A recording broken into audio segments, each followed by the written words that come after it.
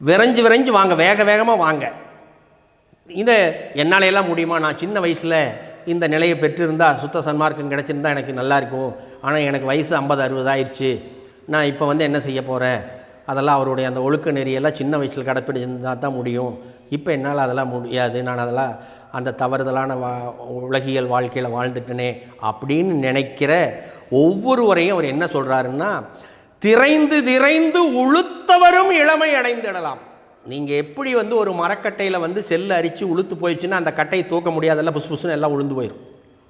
அந்த மாதிரி நீங்கள் உங்கள் உடம்புல நீங்கள் என்ன தீமை செய்திருந்தாலும் கூட அந்த தீமையெல்லாம் இறைவன் பொறுத்து அருளி, எப்பொழுது நீங்கள் அற்றார் அழிவசி தீர்க்கின்ற ஜீவகாருண்ய பணி செய்கின்ற நிலைக்கு உங்களை உயர்த்தி கொள்ளுகின்ற பொழுதும், பிற உயிர்களை கொல்லாத போதும், புலால் உண்ணாத போதும் நீங்கள் இளமை அடைந்திடுவதற்கான சாத்திய கூறுகளை அருட்பெரும் ஜோதி ஆண்டவர் வழிந்தே தருகின்றார். தானே வருகின்ற தருணம் இது.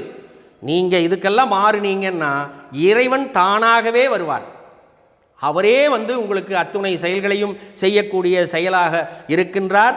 இது வள்ளலாராகிய எனக்கு செய்தேன் என்று வள்ளலார் அவர் எனக்கு செய்தார் அருட்பெரும் ஜோதி ஆண்டவர் என்று பிரகடனப்படுத்துகின்ற அந்த இதுதான். எல்லாம் செய்வல்ல சித்தன் தானே என் உயிரில் கலந்தான்.